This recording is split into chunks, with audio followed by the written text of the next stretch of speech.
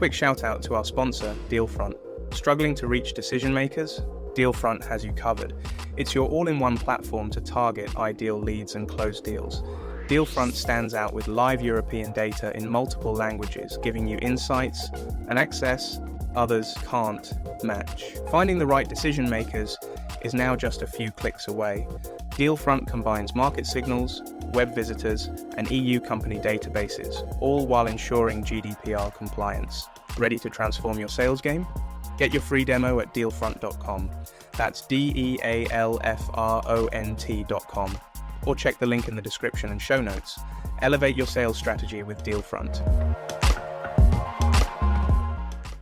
Hello, listeners, watchers, subscribers, and fans of the show. Welcome to the SDR DiscoCall show. My name is Neil Buyan, your host. If this is your first time joining, this show is all about learning about the world of sales development and tech sales. And what we love to do is meet great people from across the globe to understand how do they get into this industry, what learnings can they share with us to help you and our audience to become what we call happy sellers. And this person is a ray of sunshine and somebody that I've loved to be speaking to over the past year. And they were introduced to me via one of the other SDR leaders in their company, said, you need to come and speak to this lady. And also shouts out to Neelish as well. If you're listening to this in your local podcast platform, please make sure that you give us a rating and a subscribe. And if you're watching this on YouTube, make sure that you like, comment, and subscribe, because it really does help us get out this message for brand new SDRs from across the globe.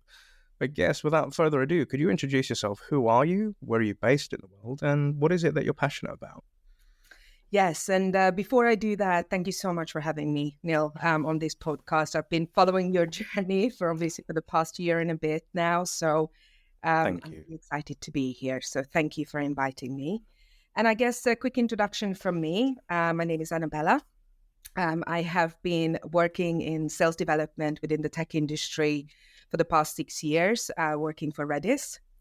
Redis is basically a data platform, one of the most loved databases out there that powers thousands of applications that we use on a daily basis, mobile banking apps, retail apps, to make sure that they are fast, they are secure, they are reliable, and basically give us the best end user experience, right? So I started my journey there as an individual contributor, as an SDR 6 years ago. Wow, seems like a million years ago.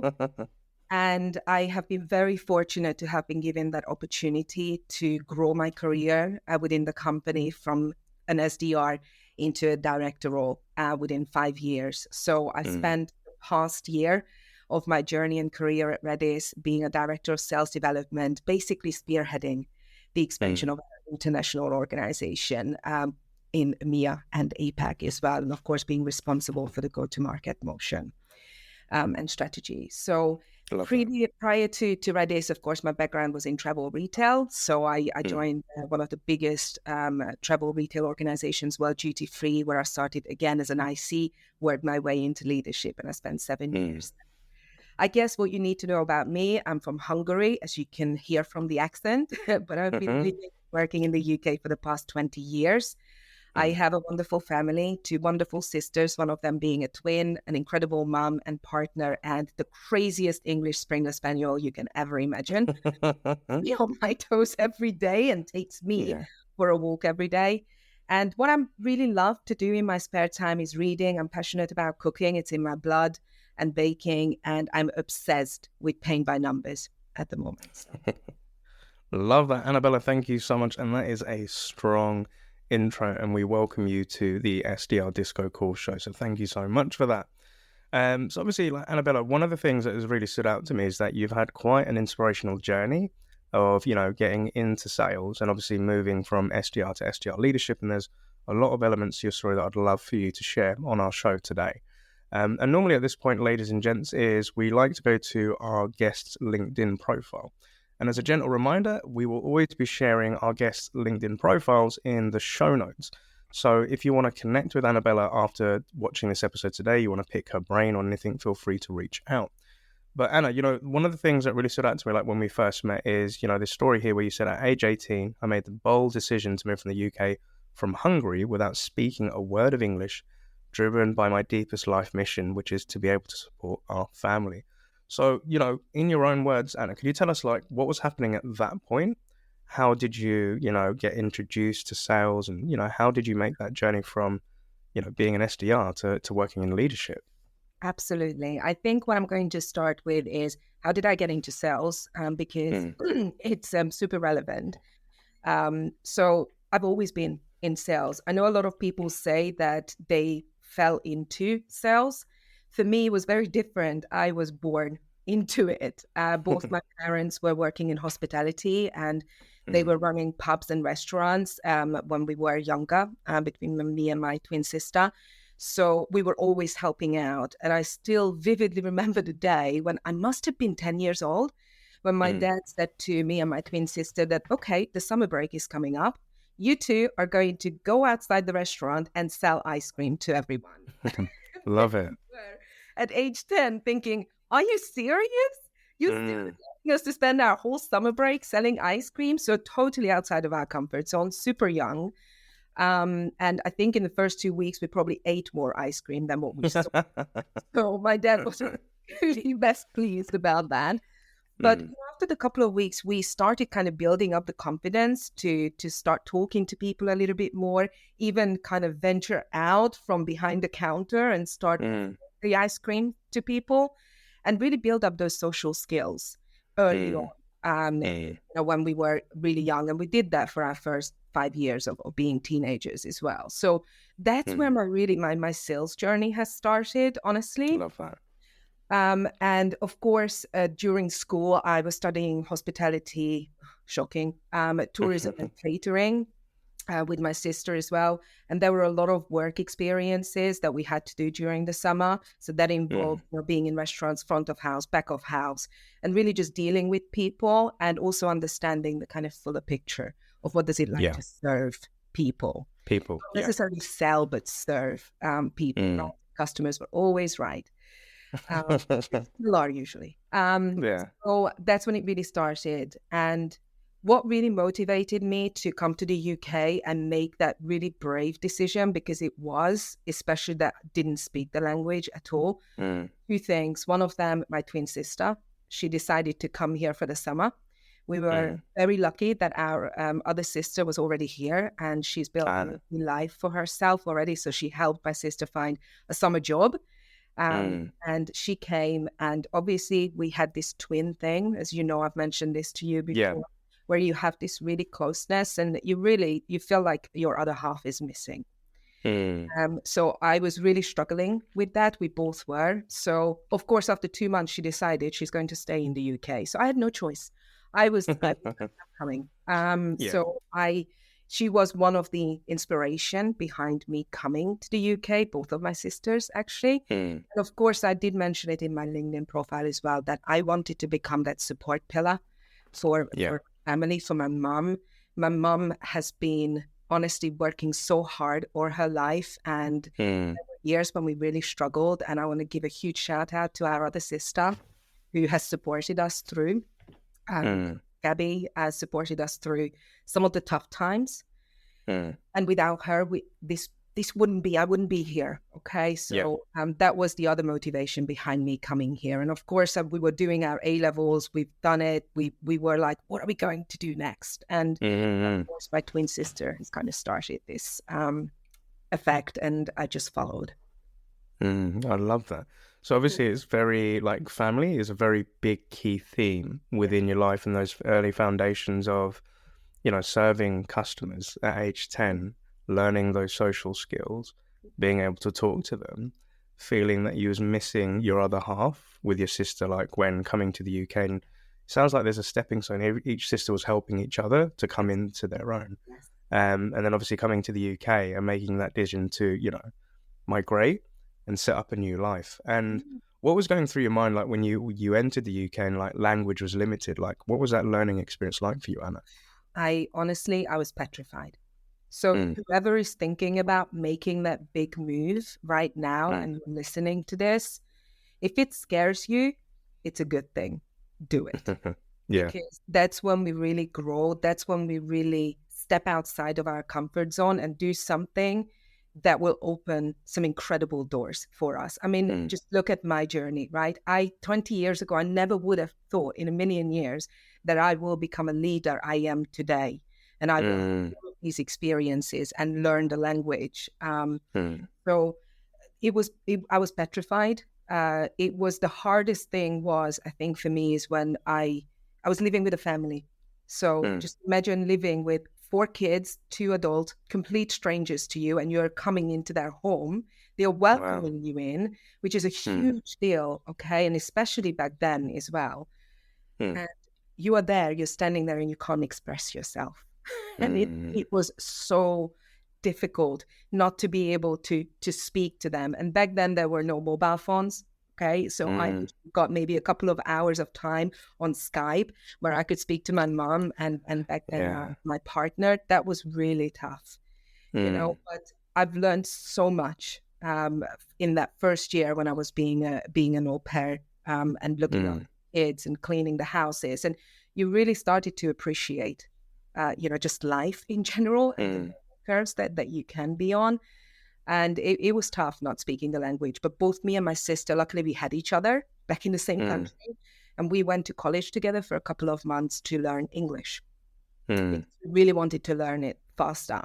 But to be quite honest with you, whilst that was a good experience to be surrounded with others who are just like us, so we didn't feel like dummies, where we really learned the language was, honestly, and please don't laugh, but BBC News with the subtitle. It was the best thing ever. So if you're watching anyone and you're really struggling with English, BBC News, subtitle on, watch. That is an awesome tip, and I'll quickly interject to say why. I was coaching this really young, nice guy this Wednesday, and he's based out, I believe, within Pakistan, and he's really trying to break into tech. And he's saying that he's going through a lot of interviews with hiring managers, but the one bit of feedback he's giving is because English isn't his first language, this may cause a barrier for the prospects in America and in the UK. And being a former hiring manager, I've had people that have come with different accents and languages. And I really respect people that where English isn't your first language, but you've taken upon yourself a journey to learn and try to improve it. But your tip of watching the BBC News and watching the subtitles, so that's freaking awesome. So I'm going to save that, and I'm going to send it to that person. So thank you for sharing that. And, you know, talking about this experience of entering into the UK, going through this learning with your sister, going into college, a lot of good things were happening, as you said, but I also wanted to know, what was it like for you understanding the nuances of UK culture and how people interacted with each other? Because coming from Hungary to the UK, I'm really curious to know, what was that like for you? Very interesting question. And I think from as far as I can remember, there weren't any major differences, to be honest with you. And if there were, I didn't really let that kind of stigma stop me from just being myself and just focusing on what I needed to focus on, my mission and my purpose. It was the same with sales, by the way. You know, coming into sales, I was probably the most naive person as well, coming into sales. And I had no other perceptions, right? I had no experiences. I didn't really know anyone in that tech industry who could tell me all the stories, which actually worked as an advantage to me, right? Because I just focused. But, you know, the culture, of course, was it different? Yes, it was. But, you know, it was a mixed culture still. I wasn't just surrounded with, you know, people who were British. I was surrounded with cross-cultural nations, right? And people, Polish people, some Hungarian people, you know, German. The family that I was with, for example, they were half German, half British, right? So for me, it was very similar to what I was already used to. And because I was 18 when I left Hungary, I don't think, quite honestly, Neil, that I really had the opportunity to embrace the culture of Hungary as much as I would have liked.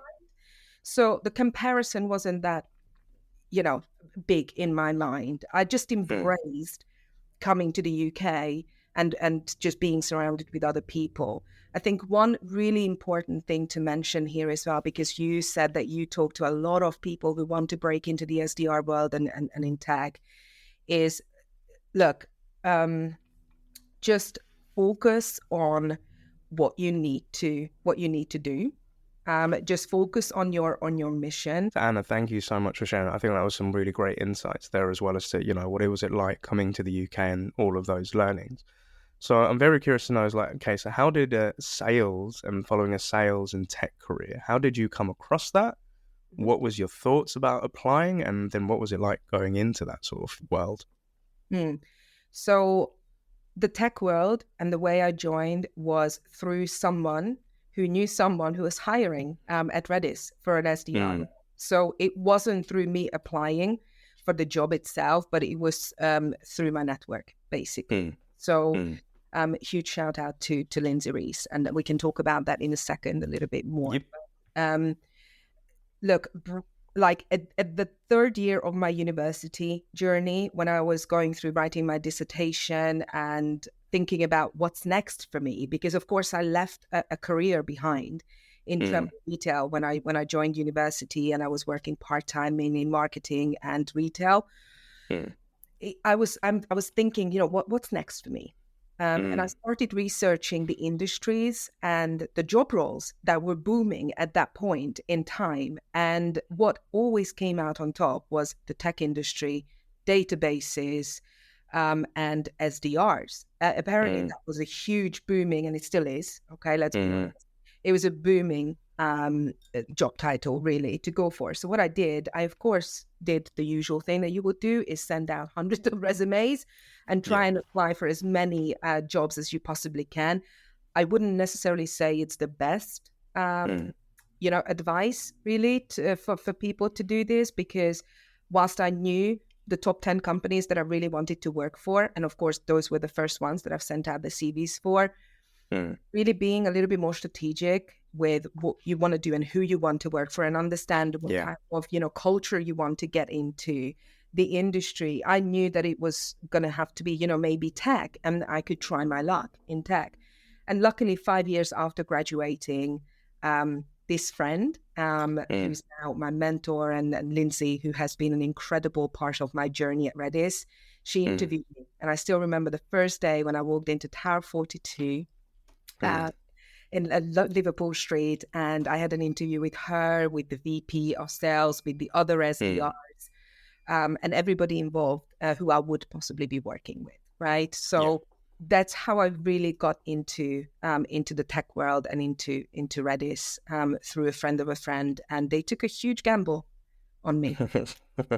And it paid off, right? Oh. Paid off, yeah. But, there's some interesting, I think, 2 points from that journey I'd love to pick up on, which was, obviously you've done your research and you did your due diligence.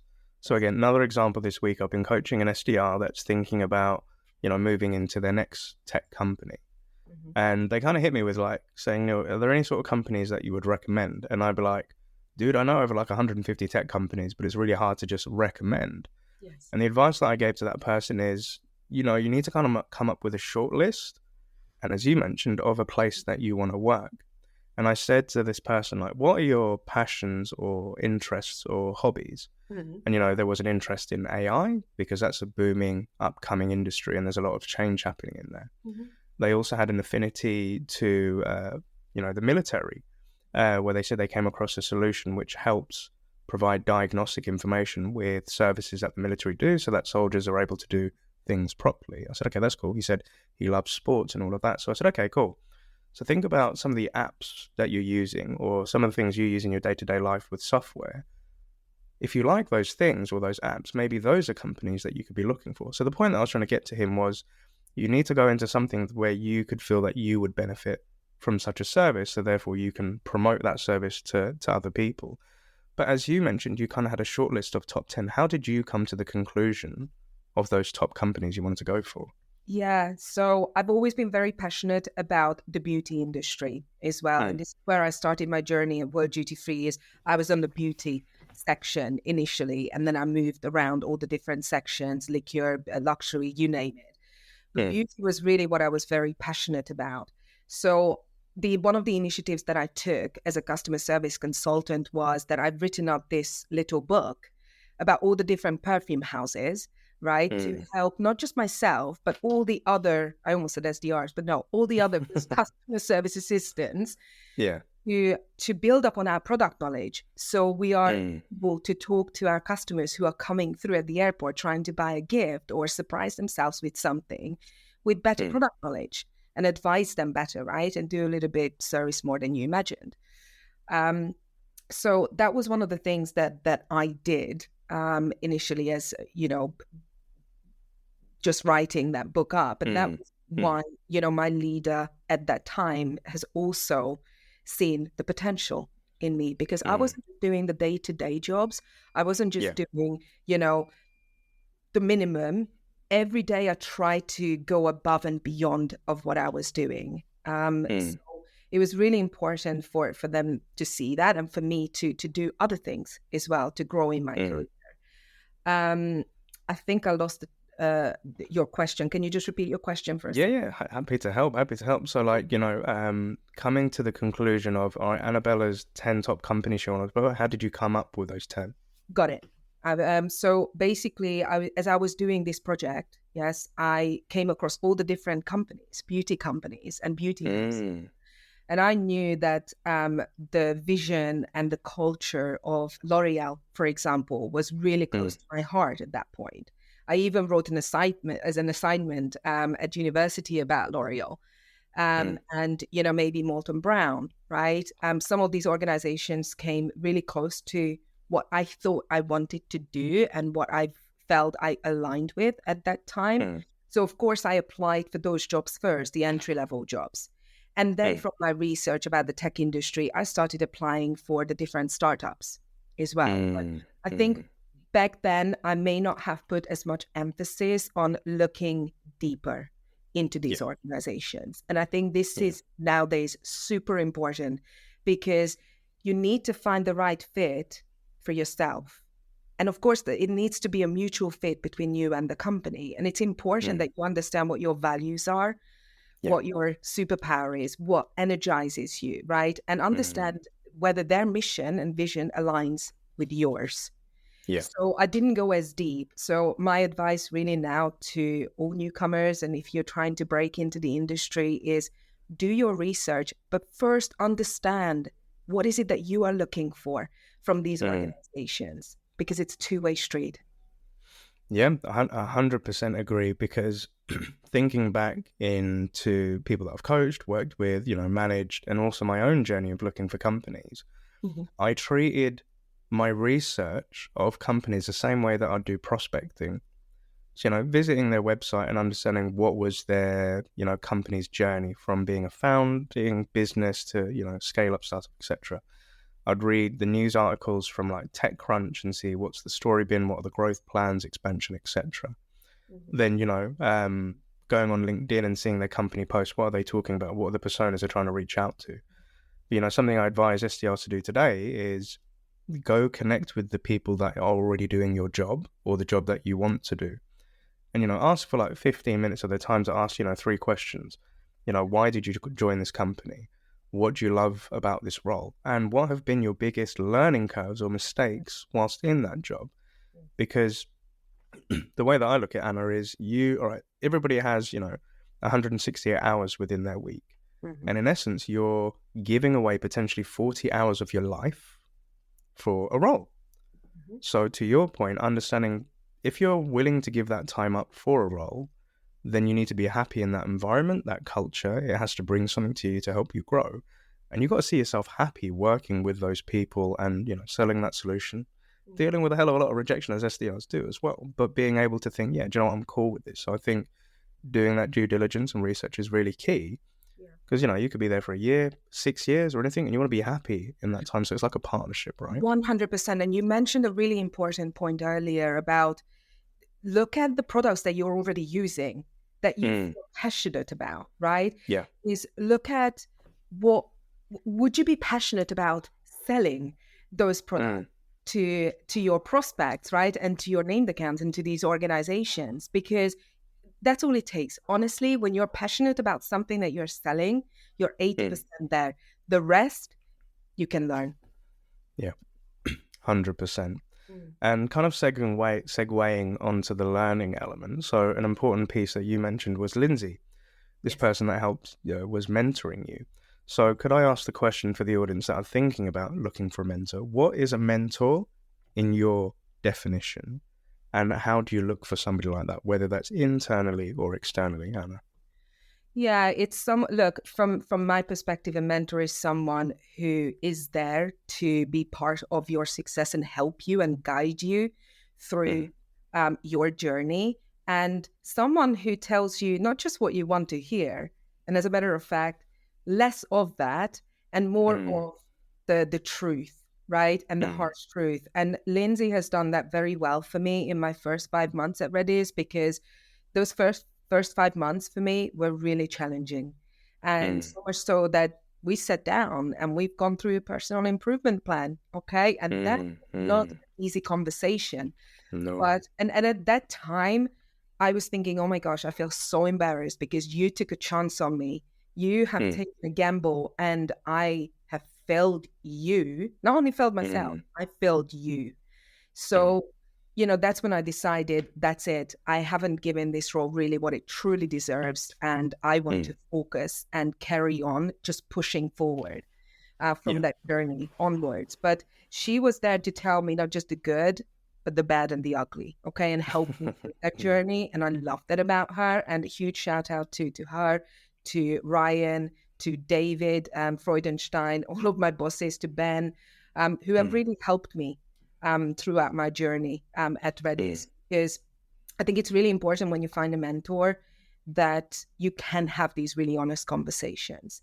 And the way you find a mentor is it could be someone internally and someone externally to you. So, for example, I read a book a few months ago, and I reached out to the author of the book because I thought, gosh, I really resonated with so much that you have just said in your book, and I absolutely love this and this part. So flattery will go a really long way, but also when you're finding mentors, you need to realize that you need to give them an idea what you would like to gain out of this partnership.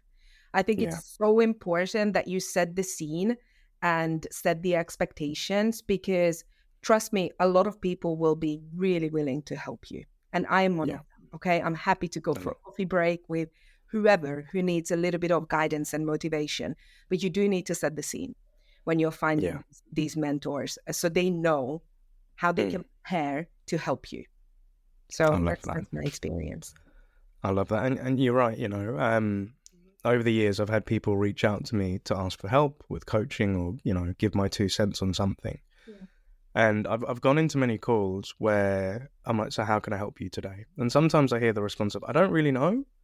Like I'm thinking about a couple of things and like that. And being a coach, that happens and it's normal. Sometimes you have that mental block and, I've learned ways to tease it out of them and, create a discussion. Yes. But more recently, where people have asked for my time and it's limited more nowadays, I'm like, look, if we're going to connect for half an hour, come at least with 2 topics where you feel that you need help, or bring examples of those emails, those calls, like bring something we can work on so it makes best use of our time together.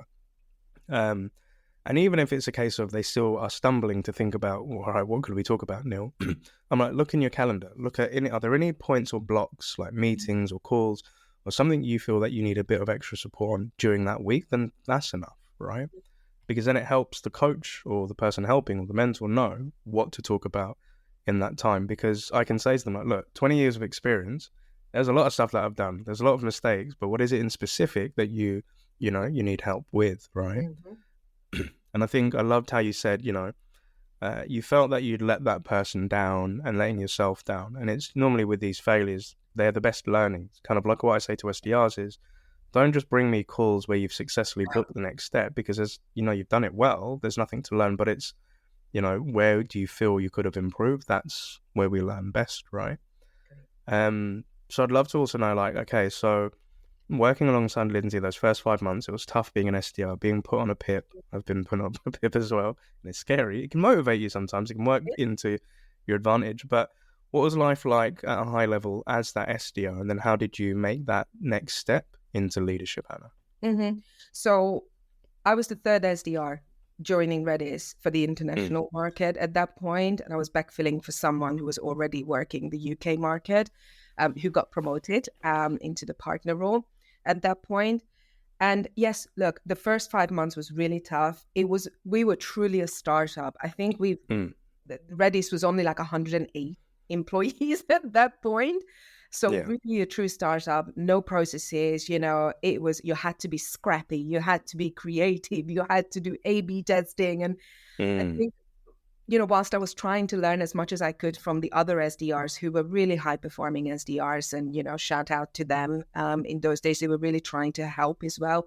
I think for me, what I was really struggling with is understanding the complexity of the product itself. So I was really focused, from what I can remember, on the feature side rather than the value side. Yeah. Back then, 6 years ago, those were different times. Sales has evolved so much and prospecting has evolved so much in these recent years. But that was really the toughest part for me, why I wasn't really hitting my numbers. And I think that's when I really had to realize that, look, it's important to learn from others, but it's just as important to be your authentic self. You need to find what works for you and where you see the most success and double down on that. So, being on the PIP, again, I had two choices there, really. One of them could have been, I'm so freaking embarrassed, I'm going to leave. This is just not me. Or I could really reflect and tell myself, have I really given it my best shot? Could I do more? Yes, absolutely. And I decided that I'm going to just stay focused, ramped up my activities, became, a lot more productive in my day-to-day, and really focus on a lot of calling activities, because that's where I've seen the biggest responses, and events. Back then, my first 2 years as an SDR, we were still going to face-to-face events before COVID hit. So it was beautiful, because that was my superpower. My superpower was and always has been and still is to be around people. I'm a social bunny, so I like to listen to people and learn their stories and understand their pains and challenges and how we can, potentially help in any way. So that was really important. But you do need to have that supporting network around you when you start a new job, which is why, maybe it was a little bit more difficult for me, because back then there was no buddy program, there was no onboarding. Ben barely had any content and customer success stories to share. Whilst now, it's incredible what we have. We have probably one of the best onboarding programs at Redis. And shout out to the enablement team. But look, back then it wasn't available. So you have to go out there and be curious and do what you can, what is in your control. And this is where you need to just create some momentum for yourself. And I've worked with other SDRs on different campaigns, ABM campaigns, value selling campaigns, break into accounts and create that healthy competition. I love that. And yeah, I can remember those challenging times when you have to kind of build stuff from scratch and then, find your way. And I can also, relate to the technical knowledge, trying to build up that technical knowledge, especially if you're selling things like database. I can remember my days of learning about databases like Kubernetes, like trying to understand the language, SQL language, all of this stuff. Like I got it at a grasp point, but like where we may sell a feature, but then it's trying to understand the value. And sometimes it takes a while to figure out how do you demonstrate value and how do you talk about value. And I think a really cool thing, one of my early tech CEOs taught me is like you need to have the command of the message. So kind of sell the vision of like how the world is changing, what is the impact of those changes, and what's a new way of working. And within, you can find that value. That's the bit that will resonate with people, the most. So, living that SDR life, seeing your peers around you, building this together, like what was that catalyst that said, all right, Anna, I'm now thinking about stepping up to leadership? What was going through your mind to come to that conclusion? And then what was it like once you'd accepted leadership? Yeah, excellent question. And look, I always knew that I wanted to go back into leadership because that was my calling. That's what I enjoyed most when I was World Duty Free. Is I had a large team of customer service assistants who I loved. Some of them were amazing to work with. Some of them were a little bit more difficult. So I've gone through a whole kind of performance management cycle with all of them, the one-to-ones, and seeing them shine and change for the better, right? Was one thing that has really inspired me and kept me going. So even when I went back to university and gave my career and I thought I'm going to start from fresh, I knew that my end goal is going to be to get back into leadership. And I do remember talking to Lindsay about this, even when I joined, that this is my plan, my long-term plan to be there. And what do you think? Is there going to be a path for that? Of course, back then, Redis was a very small startup. Okay. So it was very difficult to say what the professional growth journey would look like for an SDR. So let's be honest. But, I always knew. I knew that. And recently I've done a keynote speaking session at my university, at Buxton University, where I was talking about my journey. I was talking about the challenges, how I've overcome that, and what the students can do now to set themselves up for success. So when they come out to the, this scary world and life and join their first organization, they're already set up for success. It was really interesting because I said to them, look, I was very, very lucky that I knew what my calling was. I knew that I wanted to be there and add value to others and inspire others, motivate others, share my story, and just help them grow, right? And become almost that role model for future SDRs who are coming in. So I knew, but not everybody is as lucky to understand that is their calling. And I did raise this point during my talk, and I said, look, if you don't know, that's okay too. What you do need to realize, though, is what are your strengths? What are your weaknesses? And just go through, with your manager. And this is just as much on the managers and the leaders as it is on the individuals. They need to on their careers. They need to on their life. But the leader is there to coach them through this and see their potential. And I think I mentioned this in another podcast that I have done recently, is, you do need to own this yourself. And it's up to you to take this to your manager, and then for your manager to work alongside you on this, right? The skill sets. How can you build up these skill sets? If you think an AE role will be the next step for you, then what are the gaps? What do you need to work through, right? And how can you get there? How can I help you? What can you do that is in your control to help you get there? So super important to own this, but sometimes you won't know, and that's quite right. But you will figure it out. The more you do the role itself, the more you're going to realize that, for example, you love talking to customers.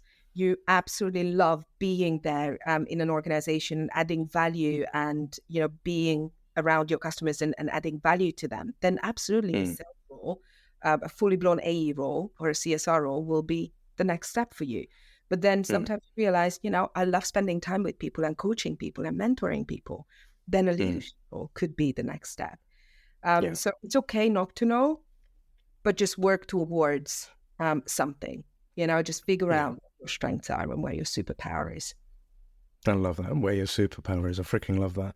And I think, being a former manager where reps have approached me and said, like, Neil, how do I get to that next step? And I'm like, there are so many different paths to figuring out that next step. But if I've always said to my reps, like, if you really want my help, again, it's similar to that coaching call. Come to me with the topics that you feel that you need help with. But even then, sometimes reps said, well, I don't know. Like you said, you may not know what those steps are. So the best thing that I found worked with a lot of SDRs that I've seen this year, in the last year, was, look, if you want to go do that AE job, or you want to move into the CSM role, or you want to move into marketing, go get the job spec of that future job and look at the responsibilities and competencies and ask yourself, what is it that you can do in your current job today that you know that you can do in that role and transfer over? But what are the things that you're not familiar with or you haven't tested out or tried with? And then we can kind of set up like milestones of tasks to complete, where it could be go shadow that department for like half a day, see how they do it, come back with your key learnings. So that, when you make the transition into the next role, at least you're now prepared of what's coming.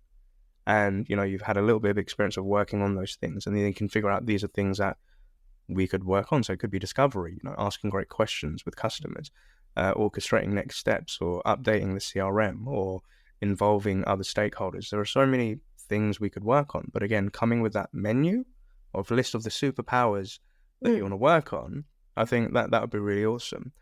And there is a question that I would love to ask and get your opinion on, and I'm coming from this with, again, I don't know, because I haven't experienced this myself as a leader.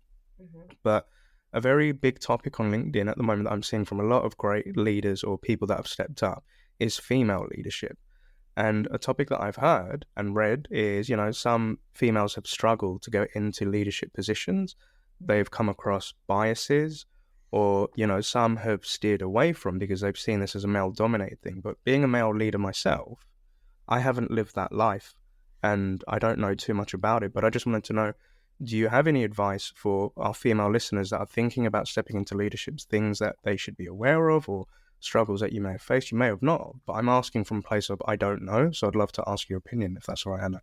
I absolutely love that question. And first of all, my biggest advice would be ignore the stigma. And I know not many people will probably say this, okay? But I love empowering women, okay? I am all for it. I am one of them, women. But ignore it, because if you continue to keep focusing on all of the things that are not going well in organizations around leadership and how there are biases, you are going to live more in your ego rather than in your conscious self, yes, where you are open-minded, where you are not afraid of these changes and challenges and applying for jobs that you're not 100% qualified for. So first of all, ignore this stigma, I would say that, okay? The beautiful thing for me at Redis was that I never really experienced that, okay? I was really fortunate to have a really powerful women leader to kick off my journey at Redis. And yes, was there a balance between, men and female in that? Not really, okay? But what Redis has done in the past 6 years is really try to close that gap, okay? So a much larger percentage of women are now working in the organization, okay? And yes, the stigma is here. Those biases are here. And I think organizations need to put a lot more work into encouraging women to get into leadership. But ultimately, it comes back to you. Yeah. If you don't think that you deserve a seat at that table, then how can you expect others to believe that you should have that seat at the table, right? And please don't get me wrong. I have suffered through imposter syndrome many, many times. There were QBRs, many of them, where I was literally maybe the only woman in the room. You cannot go into these QBRs and think, I'm the only woman. I'm going, oh God. Yeah.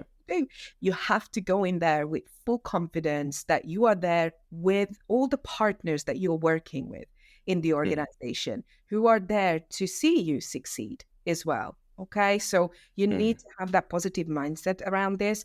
One of the things that I have done is I've ignored this stigma, to be honest with you. And it goes back to what I've said earlier.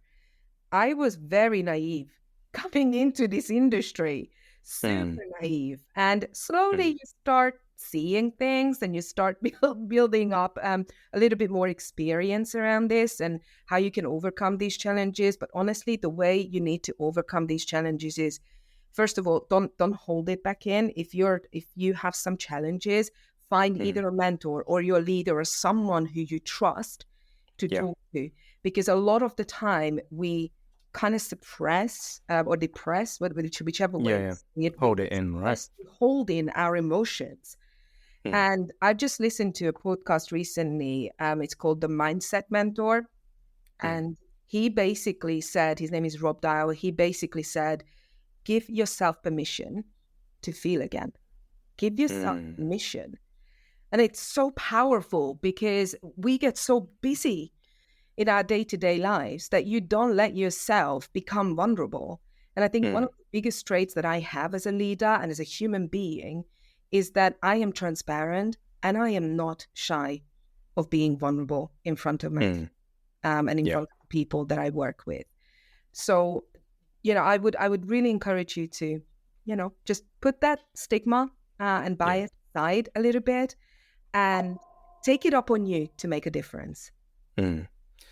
thank you so much for educating me and our listeners as well, because again, I'm ignorant to that world because I haven't experienced those things. And, you know, in the last like 20 years of like working in sales, 90% of my leaders were female, and they were strong women that I really respected. And I loved that they, you know, helped me grow, helped me understand, helped me to be vulnerable. So like when I've seen people say that all these things are happening, I'm like, I haven't experienced it, so it wasn't relative to my experience.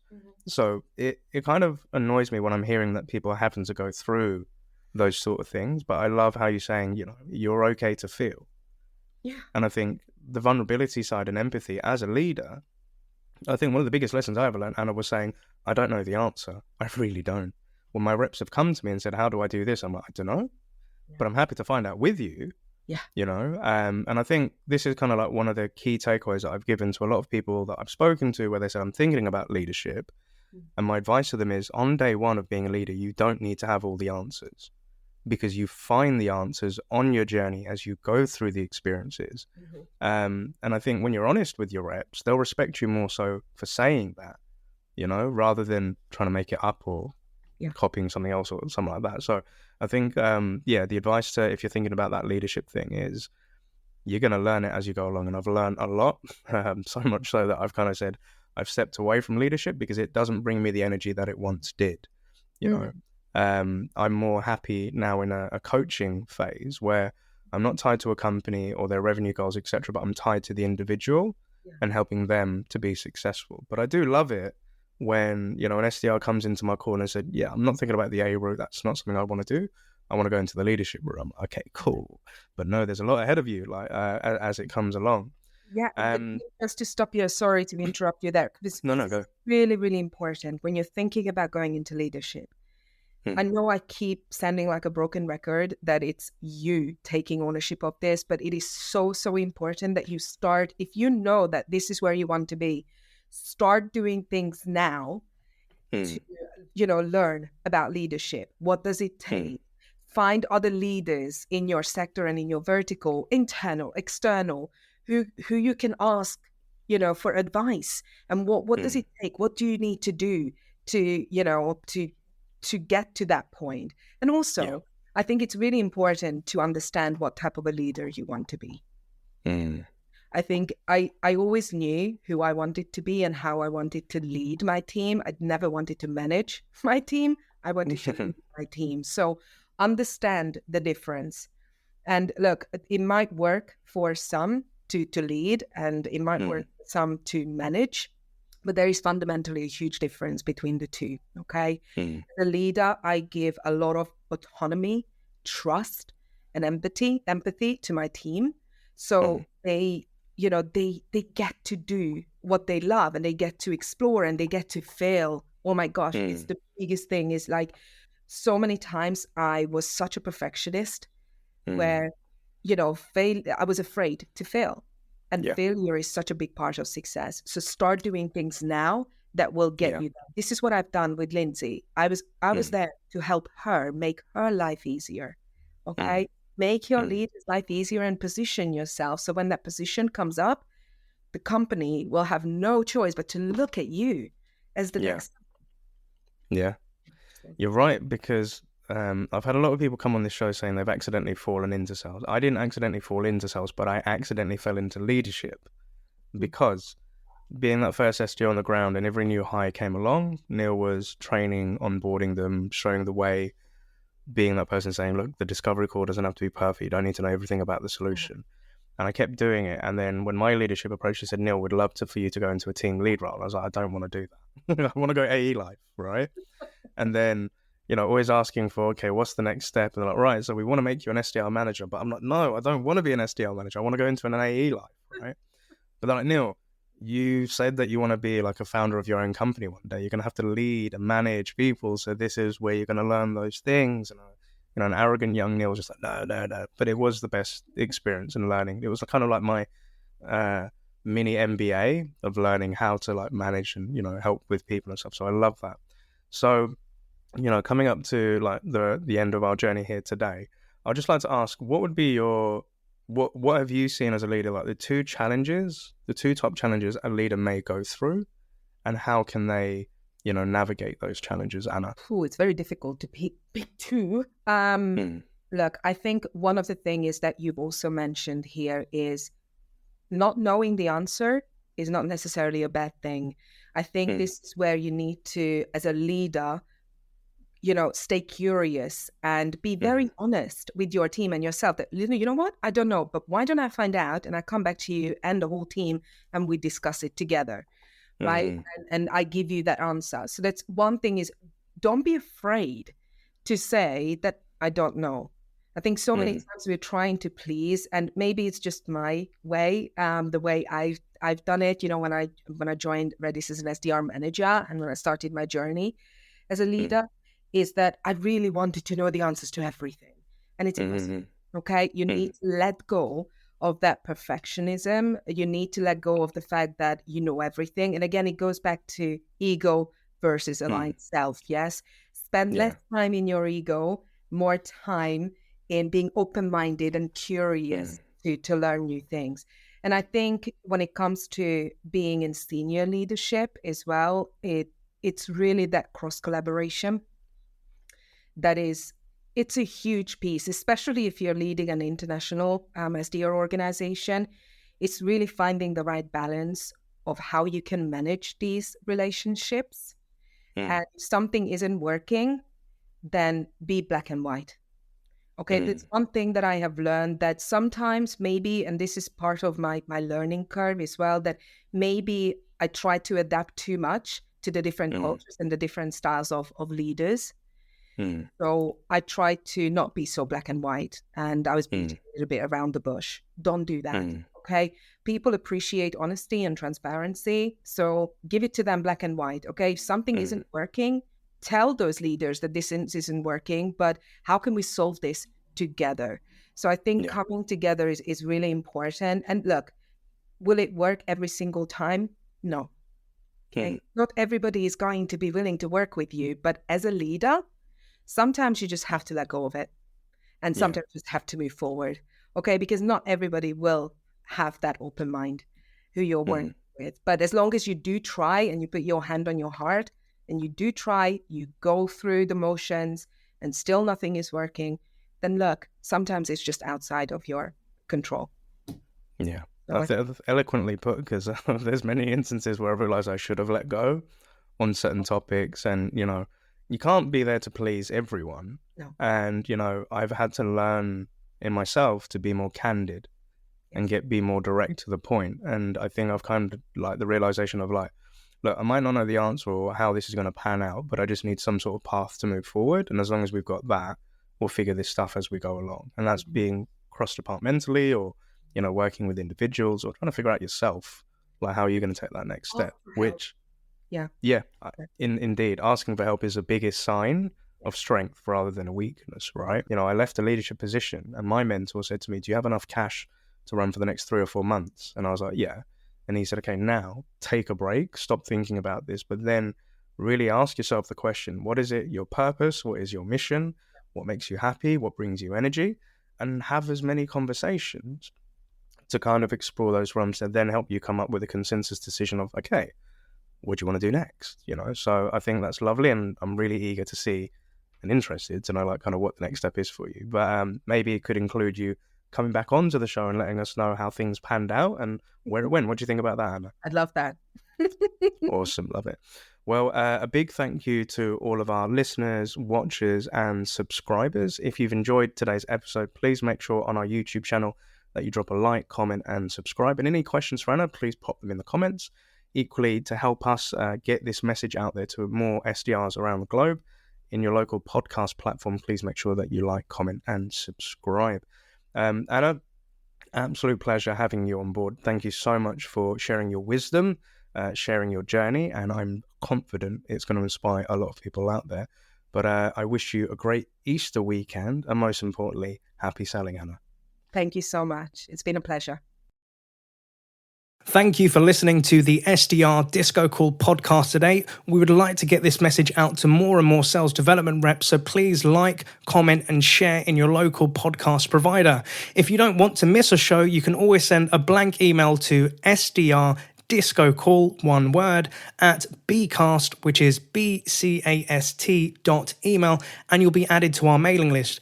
We're also on the lookout for new guests, so if you work in the world of sales development as an SDR, BDR, MDR, or ADR, and feel that you have an important message or story to share, feel free to email us at podcast@happyselling.io, and we'd love to have you on board.